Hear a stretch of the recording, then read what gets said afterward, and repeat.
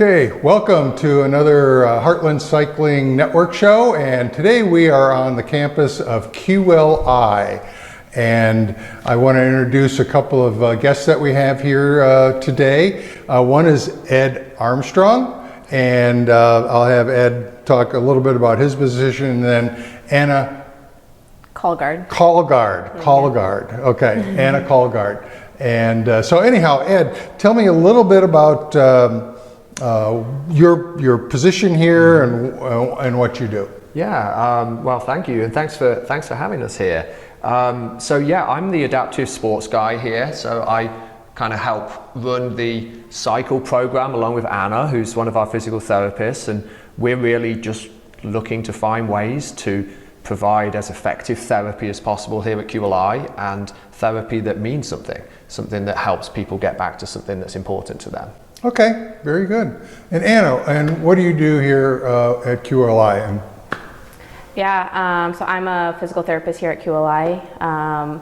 We treat a variety of neurological disorders, including spinal cord injury, brain injury, stroke. I specialize primarily in our spinal cord injury population, and then I work really closely with Ed. It's a super collaborative relationship that we have for therapy to like as Ed said, create meaning within our therapy program versus just focusing just on the physical benefits. Mm-hmm. Okay, that's great. And I do have a friend that actually spent some time here, and that's sort of how we got connected. Yeah. And because I know that he has done, I mean, you've done wonderful things for him, but I'm sure it's a two-party system. Basically, he's got to put in the effort as well. Mm-hmm. So he's done miraculous, you might say, recovery, where he was to the point where he wasn't able to walk to where he does walk now, and he was asking me about getting out and riding, so I was giving him some options. He says, hey, you got to talk to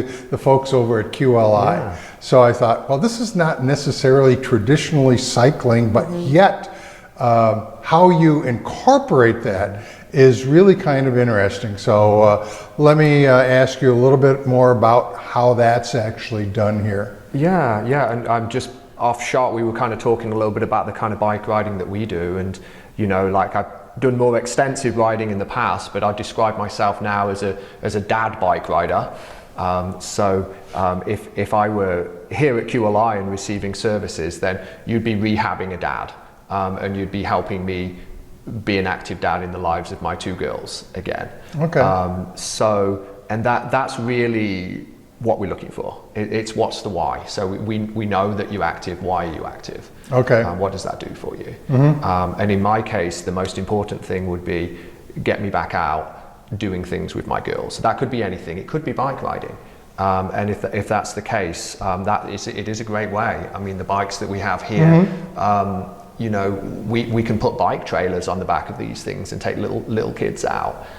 We can have older kids riding at the front with dad at the back, and they can get out as a family, get the whole family out on the bike trails again, and getting that dad doing what he was doing before he got hurt. Yeah. So what do you call this room? I mean, you've got 1, 2, 3, 4, 5 bikes in here right now, and I take it you have others that are sort of in other locations. Yeah. I guess we call this our adaptive sports room. Okay. And it's kind of an active treatment space. So throughout the year, we can get the bikes set up here and use virtual bike riding. And we use smart trainers, and that means that people can actually accomplish something and put the miles in and feel good about how far they've gone, have that camaraderie of being part of a group, giving each other encouragement to ride a little bit further each time. Yeah. Well, and when I came into the room and we were setting up, it was interesting. There was we call him a patient. There was somebody here that was actually working on I think it was one of the smart trainers, and they were using Ruby as the app. Okay, and I'm familiar with that app, and it is great. And when you have, let's say, a smart trainer, I mean, they get the actual feel for going up hills, and so I mean, those that really makes a difference. Yeah, definitely. The technology is amazing, and it translates into just really engaging and motivating therapy, which is really important at this stage of people's recovery. And what I like about Ruby happens to be that it's real video. Okay, it's not, let's say, computer graphics, and so they get a real kind of life experience. I really like that. It makes it much more interesting for the sessions. So, Anna, what's your cycling background, and tell us a little bit how you've actually incorporated cycling in what you do here. Yeah, so I would consider myself much more of like a recreational for fitness cycler, and so I have a road bike that I use just to get out, and then it's a nice way to connect. We go out for family bike rides and things like that, and so that's kind of my experience with cycling. And then kind of from an aspect of here, as my role as a physical therapist, my biggest goal is to get people back to independence, whatever that is for them based off of like their abilities. And so I would say cycling has always been a big part of QLI, but I would say over the last year it's become much more robust. And I think a lot of that is the collaboration between Ed and I. We had a gentleman who I was working on getting back to walking, and just feeling like we talk about the need for repetition. Repetition is so important for motor learning and for building skills. And 1 hour in PT just wasn't enough repetition for him to really build these skills. And so I was able to connect with Ed, and we got him on a leg bike, a recumbent leg bike, to really build his quads, build his hamstrings, these muscles that he really needs functionally to be able to stand and walk. And we saw huge gains in his walking ability based off of the things that Ed was doing in here. And then along with that, it added just the meaning of it. Like this is a guy who was really concerned how he's going to be an active dad again, how he's going to be able to connect with his kids. And it was really emotional, I would say, like the first time his wife saw him cycling again. And like, I kind of was like, just this kind of like exhale, like, oh my gosh, like, we can do this. We can do this as a family. Like, this is a way that you can connect with your kids. And so I think it first started out as building skill for walking, and then it just turned into something so much bigger than that. Yeah, and I think the cool thing is all the bikes that we have here on the smart trainers that we use with Ruby, they're all real bikes. So we can pop our garage door open here and head out around we have a lake here at QLI, and we have a bike trail around the lake. Oh, okay. So we can get people out and really see how well they can actually ride. And get those families out with them, you know, and also access the amazing trails. Well, you know, I see some single recumbents, and then there's some tandems over there. Yeah. So how are you, who actually ends up being the pilot on those? Yeah. You know, it's a journey. This therapy, it's a process. It's a journey, and we're trying to get people as far along as they can. And people change, and they might start in the stoker position on one of the tandem bikes, and they might start on the trainer here. But very soon, we're doing those assessments, right, where we're saying, how well could they do on their own bike if we got them on a three-wheel recumbent, but give them the controls. And that challenges them, that takes them out of their comfort zone a little bit. Okay. And that's the key with therapy, to progress that therapy as far as we can. Okay. And we've always got our eye on the goal, which is that two-wheel bike. And, you know, so everyone is always really wants to get back to riding as much as possible how they were before. So we're in with them on that. You know? Well, I just wonder too, because not everybody probably has been a bike rider. I mean, they may have done it when they were a kid. I mean, it was like me, I didn't really start again until probably 15 or so years ago, actively, and that was because I was through work that they had a program. Okay, so I said, okay, I'll participate, and I got a bike. I didn't know anything about it, you know, so I just needed a bike, you know. And as time goes on, you sort of realize that you enjoy it, and you start changing, well, I need a different kind of bike. But what about the people that are coming here? Obviously, this is great for them because it is the pathway for recovery. So do you have any resistance on that, or is it more or less we're going to accept it, and then as time goes on, they start seeing the improvements and graduate to different routes? Yeah, I think it's a process. I think it's dependent on the person. we really talk about it as a program here. We talk about this third dimension. Obviously, the physical rehab is so important, but this third dimension that Ed does so well is just finding that meaning back in life. How do they get back into those roles? Sometimes that's doing an activity that they did before, maybe in a different way. But it's also exploring what are those new activities that maybe they haven't done before, like you said. So I think cycling has been a big one that a lot of people who maybe weren't cyclers before have gotten into here and continue to do once they leave QLI. Yeah. Yeah. Well, like I said, that's my friend. He started asking me about different bikes, and I'm going, okay. I gave him some suggestions and some shops that he could check out. So he's interested in continuing on that. So, and I know some other individuals that have balance issues, so they ended up getting a e-trike, a power-assisted, pedal-assisted recumbent tricycle, and that really works very well. And the ones that I usually recommend are like the ones you have here, where you have two wheels in front and one in back. Those are a little more stable than the other ones that you might have seen, people might see with one wheel in front, two wheels in back, and you're sitting up higher. Those things have a little bit more of an issue with tipping. Yeah, I agree with that. Yeah. So, Yeah. So, okay, as far as people, that are going through the process when they get home.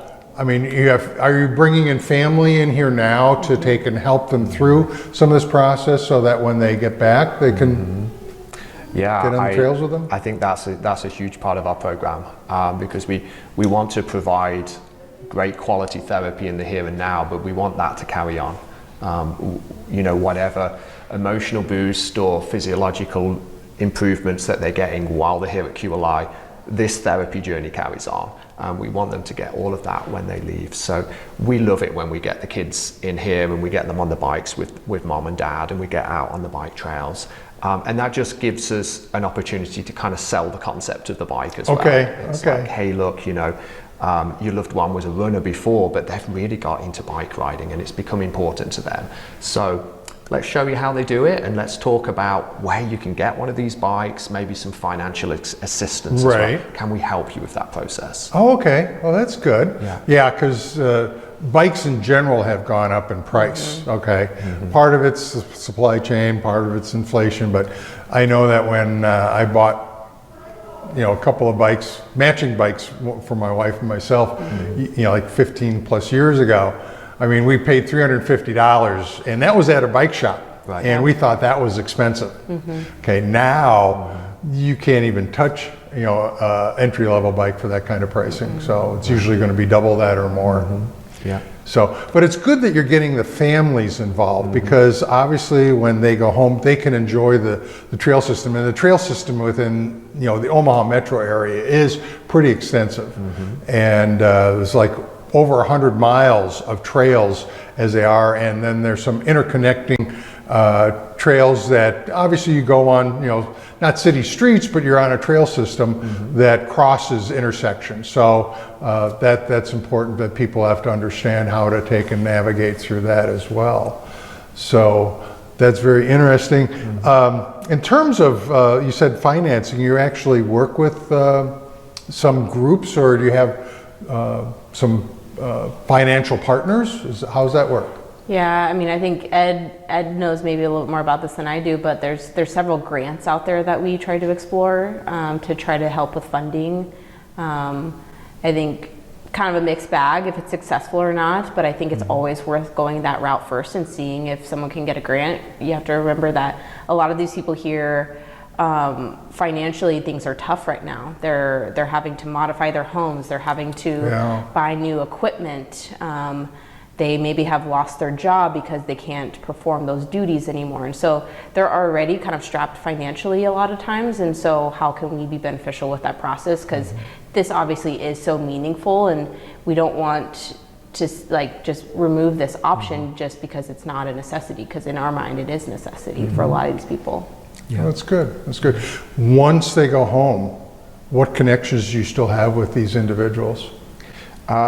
What I always say to folks is when you successfully get that bike and when you get out for a bike ride for the first time, send me a photograph, and we're going to put that on our alumni board because we want to celebrate you guys carrying on to live your life like that. So I really feel like I kind of keep in contact with those folks, and I always say to them, like, even during the process when you're getting that bike, if you're at the bike store and you've got any questions, give me a call. Put me onto the bike mechanic, we can kind of talk about the specifics, because we really, really want them to keep doing it. Yeah. That's important to us, and that's just an integral part of our program, because our program doesn't really end here. It's like we're with them for the long term. We want them to be successful. Good, good. Okay, let me ask you, when I don't know, do you have, let's say, any kind of group rides with people, or is it more or less just the one-on-one kind of deals? Yeah, I think kind of going back to what I said about our program being much more robust this past year, Ed's done an amazing job building a cycle group that you're carrying out several throughout the week now. Yeah. So just adding to the physical conditioning, but also, like Ed said, the kind of the connection piece. You see the residents connecting and talking and laughing while they're side by side on a bike, and I think that's been like a really cool process to see. Yeah, that's been great, and trying to mix the diagnoses as well. So like right behind me here, we've got like a hand cycle, so this is going to be someone with a spinal cord injury is going to be participating with that kind of bike. So we want these groups to be inclusive. And we always find if we've got someone with a spinal cord injury who's a little bit more gregarious, they kind of like bring the group along with them. Right. And everyone's encouraged, and we record how far people ride, and then they get bragging rights for that. Maybe they'll go onto our group mileage board up there. Oh, okay. Okay. We've had some folks that have just really wanted to get into the 100 club, you know, and they'll come in their own time and they'll work harder. And I think it's just us like appreciating that sense of accomplishment is a human need, and it's something that people want to accomplish, and just gives them a way to do that. Okay, I know we're coming out of COVID, okay, and it's been a long process, but do you entertain, let's say, having any volunteers from outside actually coming in to help out, or maybe that's something that's going to be down the road?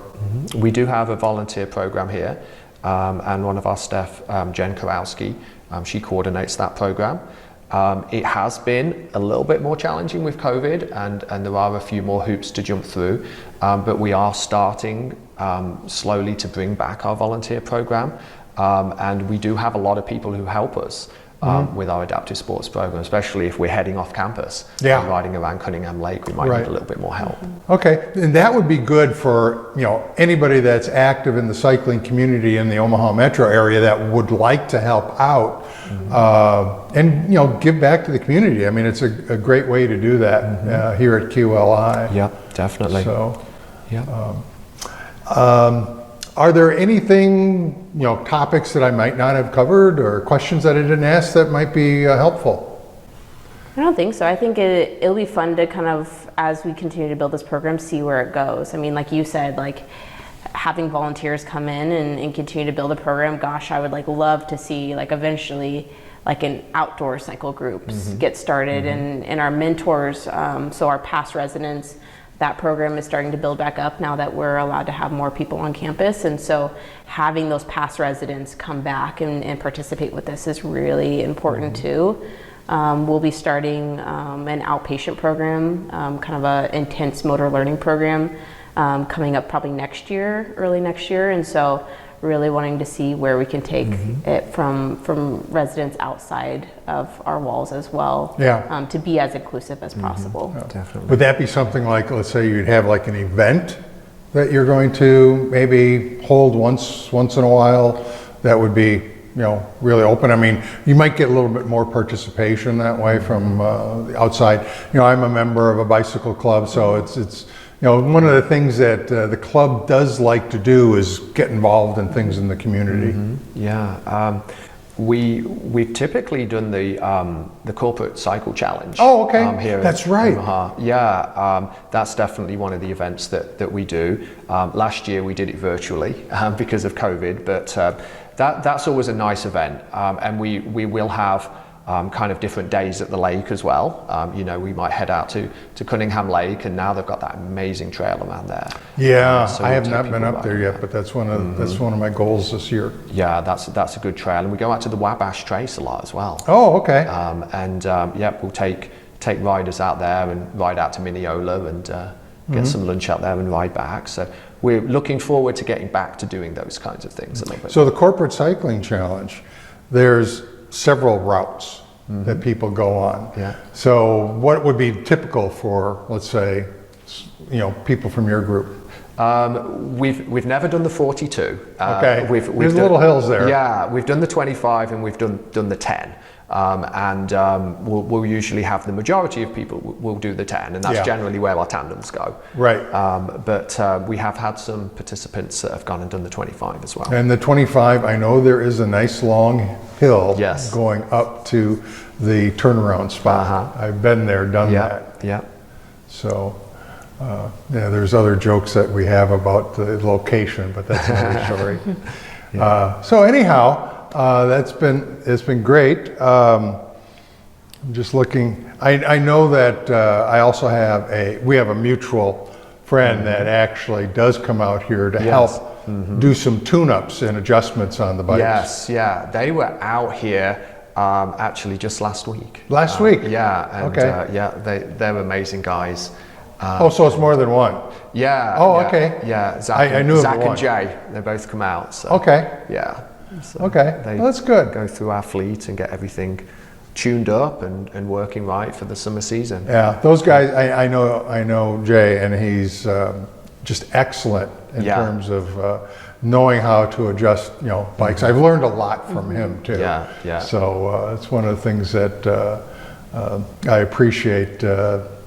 That friendship. Yes, yeah, and it's a great time of year to do it because the indoor bike riding will become outdoor bike riding, and we need to make sure that the bikes are in top shape for that. Right, right. All the adjustments are taken care of, and that's right. I see different drivetrains, and they all look like 2x in some regard. So, yeah, that's I know. There's no such thing as cable stretch. What it is there's some other issues that cause the derailleurs to go out of alignment because the cables never stretch. That's not something that happens. But there's other things that can happen. So yeah. That's super. Yeah. So, do you have any riding goals yourself this year?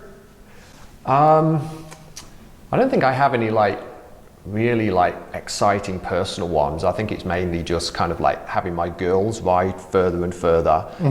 My eldest daughter just got a new bike, so she's got a grown-up bike now because she's tall. So really just kind of stretching those limits and seeing how far we can go now. Yeah. So what kind of bike do you have?